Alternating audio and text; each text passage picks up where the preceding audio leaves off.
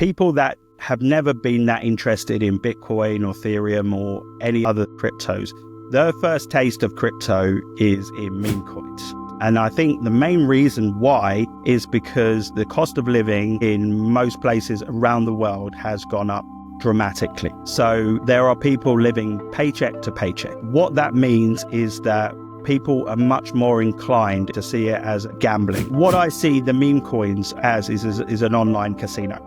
So they don't have any use cases, but what they do have behind it is an extremely strong communities. What do you think of the development of meme coins in the Solana? Because when you talk Solana, you got to talk about the meme coin rally, the meme coin euphoria, the Pump Fund website, right? What are your thoughts on this? Do you think we're going to see any development in the coins that are getting pumped, or is this just a money grab? So I have a interesting take on this, and it's kind of quite middle to central take on this, rather than being pro on it or being totally against it. I'm kind of somewhere in the middle, and I'll explain a little what reason why. So the main reason why this is taken off so much is I think there's a very similar user for the meme coins as there were in the NFT craze in 2021. Yeah. So people that have never been that interested in Bitcoin or Ethereum or any other cryptos, their first taste of crypto is in meme coins, right? And why is the reason that they are like that? And I think the main reason why is because the cost of living in most places around the world has gone up dramatically. Yeah. So there are people living paycheck to paycheck. Yeah. And what that means is that people are much more inclined, if they come into the industry, to see it as a gambling. So what I get see, rich quick. I see the meme coins as is an online casino. Okay. Yeah. So they don't have any use cases, but what they do have behind it is an extremely strong communities.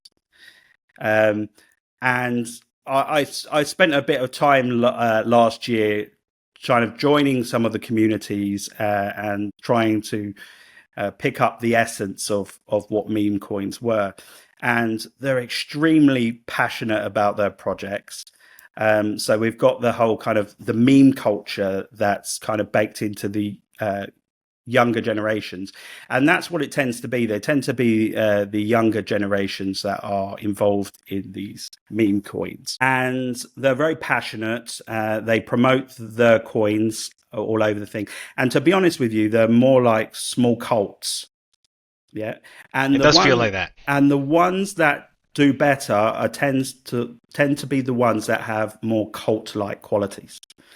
So they're more just around a specific coin rather than just being invested in loads of different other ones. They put the Twitter pseudonyms around that particular meme coin. They're really strong like that. And I think people, with so many young people struggling, I think people want these moonshots. So they want the ability to be able to invest in $500, $1,000 and and make a couple of $100,000 from these meme coins. But obviously, people know that the majority of meme coins will end up at zero. There's millions of meme coins at the moment. So they're going to end up zero, but there'll be a small proportion of people that make life-changing gains. And they're going to be the ones that are thrust into the media. Those are going to be the ones that I know a friend that made a couple of $100,000 from $1,000 bet, and that's what gets thrust in the thing. And I think a lot of what happens with meme coins is a lot of people think, well, I can probably only make a 2 or 3x on Bitcoin from here. I can probably only make 5x on Ethereum, for example, 7x, 8x on Solana, that type of thing. But I can potentially make 100x on Fartcoin. Yeah, or Trump coin. Whatever it might be. Yeah, for sure. Yeah. And they go over to this, right? So bringing it back to the conversation about Solana, Solana's made it extremely easy to set up a coin. So like we could go online now and make Nestor coin in less than 5 minutes. and put it out there. Correct. And if it had enough marketing behind it and a funny enough meme, it could potentially take off, or it could go to zero. Who knows, right? But they've made it extremely easy to be able to do that, and you can do that with just maybe a couple of $1,000 behind it, right?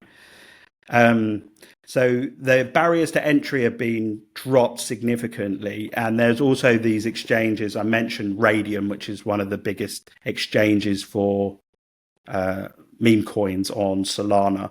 So it's very easy to have a Solana wallet linked up to it and to be able to invest in these small projects. And it's extremely easy to get the liquidity on the other end to be able to cash out of these projects as well. So yeah, it's the only thing I would say about meme coins is it does a little bit tarnish the reputation of cryptos with real use cases that are trying to solve real world problems.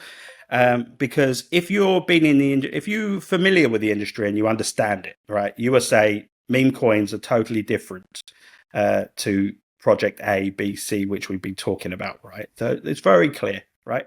But people that are not so familiar, who might be thinking, oh, I've heard about this crypto, right? And they're thinking that crypto is all Fartcoin and Shiba Inu and, all these different animal type projects, when that's just, in my opinion, the casino part of crypto. I see. No, that's the way that I see it, and it has tarnished sort of the look of crypto a lot, because a lot of new investors go in expecting those 100x returns, and when you don't get them, you never touch investing again, right? So it does create, it has that dark side as well, right? Could you maybe make 100x? Sure. But this is money that you have to be absolutely willing to lose, right? And if you can 100x multiple times, just put $100 and see what happens, right? You could make $1 million in less time than you think. So this is where cautionary tales within crypto come in. It's a bit like a venture fund, really. Yeah, it's a very high risk.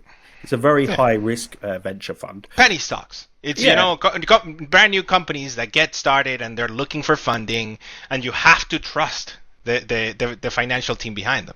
Yeah, and all you need really, say you had a portfolio of 20 projects, for example, with small amounts of money in each one, right? All you need is 2-3 of those to really take off and get many multiples on your money, to take over all the losers, and to make it very worthwhile. So there is an approach which you can take, which is kind of more VC based, where you expect, okay, majority of these will go to zero or won't have any use cases, but the ones that do well will pay for all the losers. Correct. Well, funny enough, when my crypto journey began, it was kind of like go into Bitcoin, buy Ethereum. Then all of a sudden you are like, oh my God, like there are some cool coins that I can go in and buy. And then you go in and explore within those coins. You go over, Coin Market Cap, page 2. Yeah. Then you start getting into the crazy projects, which can explode. Don't get me wrong. 1 out of 100 or 1 out of 20 will likely be a winner. But you're probably not going to get that. But the funny thing is like what happened to me and Liz was that after I lost money on the old coins, right? The money that I had left on Bitcoin and Ethereum ended up becoming the gains that now are dominating my portfolio. So my portfolio has grown 100x because of Bitcoin and Ethereum, even including the losses that I had on other crypto assets, And I think this is what happens in the crypto market and in the crypto economy as well. Yeah. Let me pivot a little bit now that we're talking on this, right? So you mentioned Cardano. Any other projects you want to mention really quickly before? So every year I put together my top predictions, right, for the crypto markets and also the traditional markets, right? So my big pick for last year was a project called Sui. Yeah. And if you think back, do you remember when Facebook, or Meta as they're now known, they were going to put together a crypto project called Libra? Yeah. And they basically built this project, and then the government basically came in and didn't like it, and then they ended up dropping the project completely, right? But there were a lot of developers that were working on that Libra project, right? So basically there's 2 projects that have come off that Libra project originally. So there's a project called Sui and a project called Aptos. and they were both developers that were working on that Meta project previously for crypto. And they're operating on something called the Move language programming. I'm not going to go into a detail because I'm not that technical, but it's got very positive reviews by the developers that are building on these projects. So in my top 20 predictions last year, I said that Sui had just come out, I think, at that time. And I said that Sui was going to be one of the biggest gainers in 2024 and was going to work its way up the coin market cap, right? And it did. It went from in the hundreds to the top 30. So it did extremely well. I think a lot of developers are really happy with the way that they can build on Sui. Transactions are very fast. And we're also seeing really low fees in the Sui network as well. And also there was quite a lot of meme coins also built on Sui as well as some gaming projects that started to develop as well. So that was my big one for 2024. I expect that to do really, really well in 2025 as well. But another project that I think I put in my 2025 one predictions was Celestia, which is also known as, the ticker is TIA. And they have a parallel blockchain process. So again, it's a common theme, but what we're seeing is really fast transactions, low fees, good developer network tools.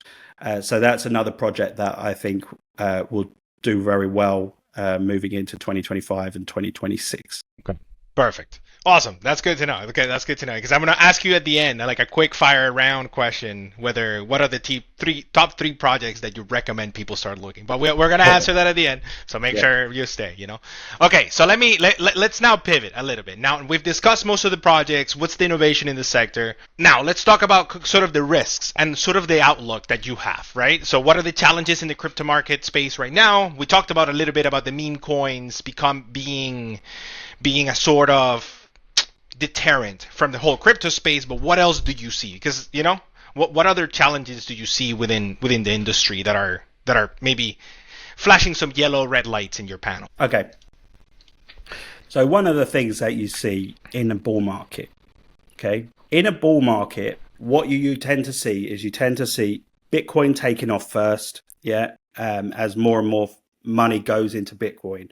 After a while, what you see is people, as I was saying earlier, start to think, well, it's run up quite a lot now. What's the chance that I get a 2x, a 3x, or 4x within this cycle, right? So what they do is they work their way out of the risk curve, down the risk curve. So then you see people going into projects which previously had always been Ethereum, but I would classify Ethereum and Solana about on the same level as that now. And then you see those large cap projects take off, and then it will filter its way out all the way down that risk curve to medium caps, small caps, nano caps, meme coins, right? So the further out you get, the more risk you take. And what happens, what the biggest risk is you have, is when it goes further and further out, you have much more chances of a massive crash. And the reasons why you do that is because a lot of people have more risk-taking behaviors. They're taking on much more risk. They're taking on leverage. Leverage is another bane of the crypto industry that we have, that causes lots of people infinite amounts of troubles. And volatility too. So what happens is you get more and more bad actors. You get people taking risks, but then you get more bad actors coming into crypto, because they say, okay, these bad actors tend to be attracted to the quickest gains and the easiest way to make money. And at the last stages of a crypto cycle, everybody's a genius, right? Like you could, it's very important to be able to choose projects for the majority of the bull market, but most of the gains come in crypto at the very end of the cycle. I'm talking the last month and a half of the cycle, right? And that's when you get really bad actors come in, try to make a quick buck. That's when we saw Sam, SBF last crypto cycle towards the top. You see them doing some really dodgy things, and then this affects these risk-taking behaviors affect market participants who then lose money, and then we see this downward correction. So I always think exuberance is a massive risk factor for crypto. Also, general markets, general markets crashing, and in particular, what I was saying earlier is if liquidity was drawn from the overall market, I think that would have a big effect on crypto, but especially the altcoins who really require this liquidity to be able to take off, because people have got to be able to have money. And what you see is you get investors, especially professional investors, they have their risk on buckets and their risk off buckets. And when liquidity is taken out of the market, the first thing that they sell is their risk off, the risk on buckets. And they, start to sell stuff and start to store cash or go into bonds or whatever it might be in order to try to preserve some of their funds. So that's another thing. Also, you see some of the decentralization sometimes moving out of crypto. So there's a lot of these projects that are being funded by VCs. VCs are venture capitalists. They're the reason why these projects are moving and why they can afford to put in grants for developers and to get all of these developers to build the protocols is because of these VC funds. Yeah. And VC funds what they often have is they often have a lockup. Yeah. So they'll invest, let's just say, for example, they'll invest $50 million dollars in a project at seed A, round 1, round 2, whatever it might be, right?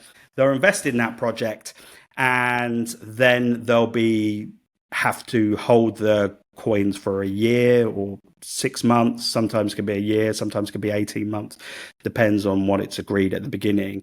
And then after the price really takes off, they have these tokens that they often put into the market at a later stage, and then you have all of this selling pressure on these coins.